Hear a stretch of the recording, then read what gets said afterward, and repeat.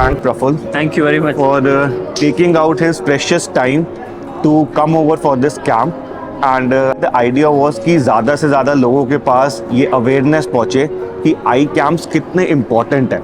तो प्रफुल्ल, आई कैंप्स का basically purpose होता है प्राइमरी लेवल चेकअप करना। करेक्ट। क्योंकि हम लोग ऐसा देखते हैं कि वैसे तो डॉक्टर्स रिकमेंड करते हैं कि साल में एक बार अपनी आंखों का चेकअप कराना चाहिए।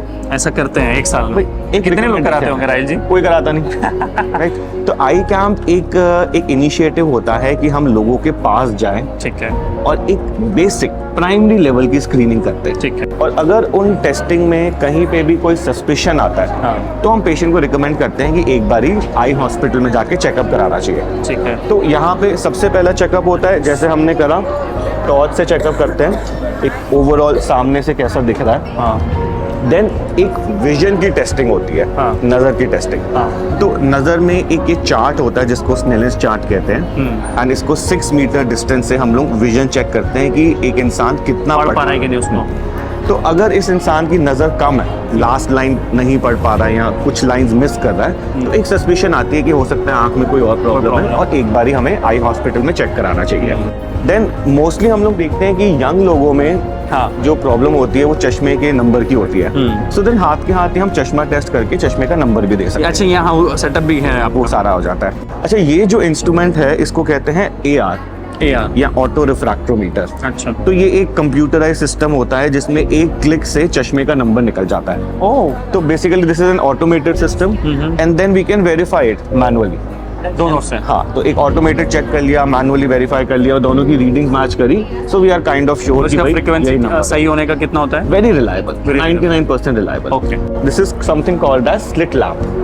Y slit? बिकॉज इसके अंदर से जो लाइट निकलती है वो एक लंबी सी स्लिट जैसी निकलती है। ठीक है। तो दिस इंस्ट्रूमेंट इज यूज्ड कि आंख के अंदर डिटेल्स देखनी है, और क्योंकि इसमें आपके पास मैग्निफिकेशन ऑप्शंस होते हैं। So you can magnify the eye, छोटी सी आई को इतना बड़ा करके देख सकते हैं, जो भी अंदर की प्रॉब्लम्स हैं we can kind of diagnose it. So primary care में इतना ही सिस्टम आता है, एंड यहाँ पे कहीं भी सस्पिशन होती है then the recommendation is to refer to a hospital. तो हम लोग ये रिकमेंड करते हैं लोगों को कि कुछ सर्टेन माइलस्टोन्स हैं जैसे उसमें जरूर चेक करा लो। जैसे बच्चा अभी पैदा हुआ है तो पहले 2 से 3 हफ्ते में एक बार चेकअप होना चाहिए। बच्चा पैदा हो तब सबसे ज्यादा जरूरी है। Why it's so? क्योंकि इतनी सारी आंखों की प्रॉब्लम्स हैं, अगर बचपन में वो आइडेंटिफाई या डायग्नोस नहीं हो तो पूरी लाइफ बच्चे की नजर कम रहेगी। उसी समय क्योर हो गई तो बहुत अच्छा हो जाएगा। जैसे आप देख सकते हैं, हम लोग ब्लाइंड स्कूल में आए हैं, अब कितने सारे बच्चे हमारे पास यहाँ बैठे हैं। राइट। तो अब आप वही चिंतित था कि इनकी उम्र तो बहुत कम है। हाँ। जैसे इस बच्चे की आंख में कैटरैक्ट है, और वो कैटरैक्ट की वजह से नहीं देख पा रहा, तो अगर कैटरैक्ट का इलाज हम बचपन में कर देते, पॉसिबल है बचपन में, रोशनी पूरी वापस आ जाती।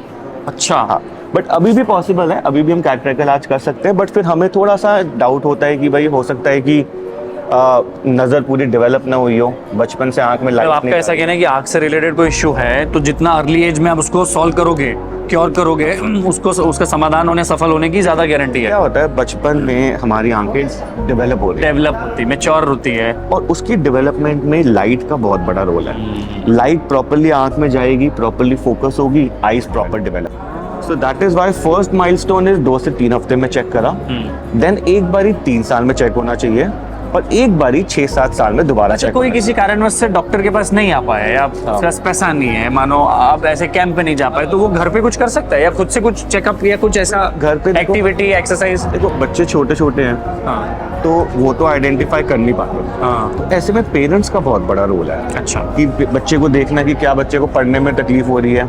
ऐसा तो नहीं है बच्चा बहुत ज्यादा टीवी के पास बैठ रहा है, देखते हुए बच्चा आंखों को मीच रहा है, या ऐसा तो नहीं आंखें टेढ़ी हो रही है। 10 में से 5-6 युवाओं के साथ हो रहा है। हर आदमी तो मोबाइल से और टैबलेट से और टीवी से लगा, तो इसको फिर आप कैसे देखते हो? आने वाले फ्यूचर में तो जब से मोबाइल फोन, लैपटॉप्स का बड़ा है काम, तो हम लोग देख रहे हैं कि बच्चों की आंखों में चश्मे का नंबर चढ़ रहा है। स्पेशली जो यंग बच्चे हैं, डेवलपिंग एज में है, 8 साल से कम है या 18 साल से कम है, जब तक हमारी बॉडी फुल डेवलप होती है, अगर उस एज में बच्चे मोबाइल, कंप्यूटर ज़्यादा यूज़ करें और आउटडोर एक्टिविटीज़ में पार्टिसिपेट ना करें, सन एक्सपोजर नहीं मिलता, तो ऐसी कंडीशन में हम देख रहे हैं कि बच्चों की आंखों में माइनस का नंबर चढ़ते जा रहा है। दूर का नहीं दिख रहा, उसको दूर का दिखना कम हो जाता है। और ये कंडीशन अब इतनी सीरियस हो रही है कि जैसे चाइना हो गया, कोरिया हो गया, आपका सिंगापुर हो गया, जापान हो गया, इन जगह पे 90% से ज्यादा लोग जो हैं उनकी आंखों में चश्मा चढ़ गया है। हाँ, yes, it happened. Yes, and this is reality, and this is happening precisely. Just because of they are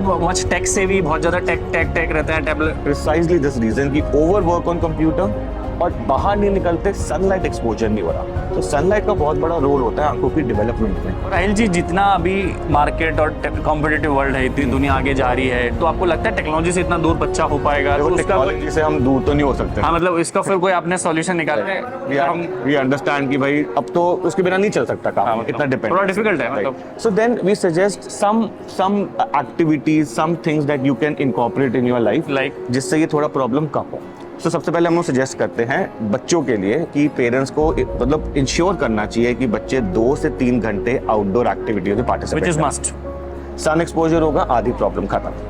अच्छा, आजकल हमारे पास इस तरह की मोडालिटीज अवेलेबल है कि हम चश्मे का नंबर बढ़ने से भी रोक सकते हैं. कैसे? सर्टेन तरह के लेंसेज हो गए, सर्टेन तरह की ड्रॉप्स हो गई, एक्रोपीन, इन सब से ना हम चश्मे का नंबर बढ़ने से रोक सकते हैं. ओके. और बच्चों को चश्मा आई एम श्योर पहनने का मन नहीं करता, बट यस, हमें पेरेंट्स थोड़ा अनकंफर्टेबल होता है उनके लिए. पेरेंट्स को एजुकेट करना है, पेरेंट्स को मोटिवेट करना है कि आपको ये इंश्योर करना है. क्योंकि अगर सही समय में बचपन में जब आंखें डेवलप हो रही हैं और आपको सही पावर नहीं मिली तो पूरी जिंदगी आंख हमारी कमजोर है. अगर जुड़ना चाहे, आंखों का इलाज किसी का करवाना चाहे, दान करना चाहे, तो 7 side foundation and 7 side foundation की जो हमारे पास फंड्स आते हैं उससे हम लोग फ्री आई सर्जरीज परफॉर्म करते हैं. नाइस. और वो भी महीने में एक बार हम करते हैं, जहाँ पे बहुत सारे लोग जिनका ट्रीटमेंट हो सकता है दोबारा देख सकते हैं, वो बिकॉज ऑफ फाइनेंशियल प्रॉब्लम नहीं कर पा रहे थे. Can you tell me more about i7? How big is i7? So i7 When did you start? Being a basically- co-founder and entrepreneur, Yeah. people will get inspired from Well, this so journey. I'm second generation ophthalmologist in the family, and i7 was started by my father 30 years back. 30 years back. Yes, and the vision was again कि हमें एक super speciality service एक India में देनी है. You see Praful, 30 years पहले ना हमारी कंट्री में मेडिकल फैसिलिटीज इतनी ज़्यादा एडवांस नहीं थी. हाई एंड इलाज कराना है, advance treatment, tertiary level treatment चलना है तो आप फॉरेन जाओ, सिंगापुर जाओ, अमेरिका जाओ. सो द विजन वाज कि क्या हम उस लेवल की ट्रीटमेंट्स इंडिया में ला सकते हैं. So now we have 7 centers in 7 hospitals in Delhi. In Delhi, wow. They are catering to tertiary level treatments. We are team of 40 doctors. 40 doctors. अलग अलग स्पेशलिटी के अलग अलग डॉक्टर्स हैं. So my speciality is cataract and चश्मा हटाना, refractive surgery. Nice. सो अलग अलग डॉक्टर्स की, कुछ लोग ग्लूकोमा के डॉक्टर्स हैं, कुछ स्क्विंट के डॉक्टर हैं, कुछ कॉर्निया के डॉक्टर्स हैं, कुछ रेटिना के डॉक्टर्स हैं, कुछ न्यूरो ऑप्थेल्मोलॉजी के डॉक्टर्स हैं. तो this is a whole team. तो एक सेंटर में मल्टीपल डॉक्टर्स बैठे हैं, सबकी अपनी ओपिनियन लेके सुपर स्पेशलिटी. एक छोटी सी आंख में इतने सारे डॉक्टर, स्पेशली ये आंख छोटी सी है पर ये इतनी कॉम्प्लिकेटेड है कि किसी को समझ नहीं आता. हमें वही बोल रहा हूँ, इतने सुपर स्पेशलिस्ट एक आपने इतने सारे नाम बताए. इतनी सी दिखती है लेकिन इसको समझने के लिए बहुत बहुत बहुत कॉम्प्लिकेटेड है. बाकी जैसे मुझे मैं प्रफुल्ल आपके चैनल के माध्यम से एक मैसेज देना चाहता जी, हूँ. बताइए. कि आप जैसे देख सकते हैं यहाँ पे कितने सारे बच्चे हैं जो मैं अभी चेक कर रहा हूँ. कितने सारे बच्चों की आगे की आंख की पुतली में सफेदी आई हुई है. हाँ, देखा मैंने, आपने मेरे को लाइट से दिखाया उसको. जिसकी वजह से रोशनी कमजोर है ना. तो आप ये देख सकते हैं कि इस आंख में सफेदी आ रही है. हाँ, ये क्या है? ये कैटरैक्ट है? नहीं, कैटरैक्ट आंख के लेंस में होता है. Okay. ये कॉर्निया जो हमारे आगे का शीशा होता है हाँ, आंख का, उस पे सफेदी आ जाती है. ठीक है. और इस सफेदी को हम लोग हाँ बच्चे, हाँ, इस सफेदी को हम लोग ठीक कर सकते हैं. ओके. एक ऑपरेशन से पुतली को हटा के दूसरे इंसान की पुतली लगा सकते हैं. ओह. लेकिन उसके लिए लोगों को अपने आंखों का दान करना जरूरी है. कोई और डायनेट करे फिर उसको उपयोग में ला सकते हैं. और हमारे देश में लोग अपनी आंखों का दान नहीं करते. उसकी अच्छा. वजह से कितने सारे ऐसे लोग हैं जिनको रोशनी मिल सकती है लेकिन वो अंधापन के शिकार है क्योंकि पुतली नहीं मिल रही चेंज करने So we can urge people to donate eyes. That is what I want to send message from your channel. कि I urge everyone, I request everyone that please take initiative to donate your eyes. हम सबको अपनी आंखों का दान, नेत्र दान करना चाहिए क्योंकि हमारे मरने के बाद हमारी आंखों का कोई रोल नहीं है. लेकिन अगर हम उसको दान कर देंगे तो 2 लोगों को रोशनी मिल सकती है. कि जाने के बाद भी आपकी आंखें जिंदा रहेगी, जो आपके देख पूरी दुनिया को दिखेगी, वो किसी और की बॉडी में रहेगी. तो इसको करने का तरीका बहुत ही सिंपल है. कुछ हेल्पलाइन नंबर्स हैं, अच्छा. गूगल पे ही मिल जाएंगे. बस आपको अपने आप को रजिस्टर करना है. ठीक है. और जैसे ही किसी नियर एंड डियर की डेथ होती है आपको इन्फॉर्म करना है और वो 2 से 3 घंटे में आपकी आंखों को निकाल के डोनेट करना जरूरी है. मतलब ऐसा नहीं है कि आज डेथ हुई और रात को निकल रहा तो आंख खराब हो जाएगी. Guys, you should donate eyes यार. आपकी आंखें किसी और की नजर और रोशनी के लिए काम आ सकती हैं. राइट जी, बड़ा इंटरेस्टिंग है आपका ये काम और मुझे बहुत इंस्पायरिंग भी लग रहा है. सो प्रफुल्ल, फॉर अस तो इट इज अ रूटीन हाँ, to do eye camps and Correct. help people. Correct. How was your experience? आप It was first amazing. time आए हैं फर्स्ट टाइम एवर Right. और इतनी सारी आंखों के बारे में जानकारी पता चली, क्या क्योर करनी चाहिए, प्रिकॉशंस क्या रखने चाहिए, कब रखने चाहिए, और आपने जैसा बताया साल में एक बार तो चेक कराना ही है, मस्ट है।